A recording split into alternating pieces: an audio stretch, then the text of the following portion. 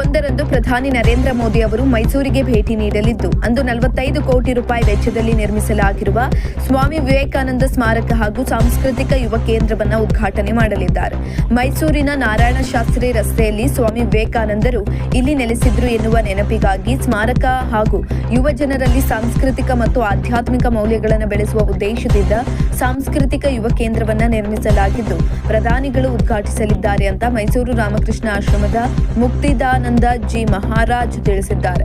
ಸ್ಮಾರಕ ಉದ್ಘಾಟನೆಯ ಬಳಿಕ ಪ್ರಧಾನಿ ಮೋದಿ ಅವರು ನಗರದಲ್ಲಿರುವ ಶ್ರೀರಾಮಕೃಷ್ಣ ಆಶ್ರಮಕ್ಕೆ ಭೇಟಿ ನೀಡಿ ಸ್ವಾಮಿ ವಿವೇಕಾನಂದರ ಪ್ರತಿಮೆಗೆ ಪುಷ್ಪ ನಮನ ಸಲ್ಲಿಸಲಿದ್ದಾರೆ.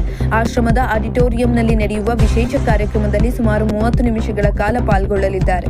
ಈ ಕಾರ್ಯಕ್ರಮದಲ್ಲಿ ಕಾಲೇಜು ವಿದ್ಯಾರ್ಥಿಗಳು, ಸಾರ್ವಜನಿಕರು ಸೇರಿದಂತೆ ಸುಮಾರು 6,000 ಮಂದಿ ಪಾಲ್ಗೊಳ್ಳುವ ನಿರೀಕ್ಷೆ ಇದೆ. ಇದಕ್ಕಾಗಿ ವಿಶೇಷ ಪಾಸ್ ಕೂಡ ಇರಲಿದೆ. ಪಾಸ್ ಇದ್ದವರಿಗಷ್ಟೇ ಕಾರ್ಯಕ್ರಮದ ಸ್ಥಳಕ್ಕೆ ಪ್ರವೇಶ ನೀಡಲಾಗ್ತಾ ಇದೆ ಅಂತ ಅವರು ವಿವರಿಸಿದ್ದಾರೆ.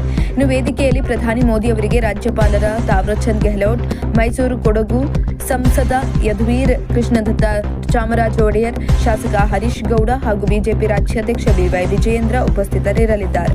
ಭದ್ರತಾ ಕಾರಣಗಳಿಂದ ವೇದಿಕೆಯಲ್ಲಿ ಕೆಲವೇ ಗಣ್ಯರಿಗೆ ಮಾತ್ರ ಅವಕಾಶ ಕಲ್ಪಿಸಲಾಗಿದೆ ಅಂತ ತಿಳಿಸಿದ್ದಾರೆ.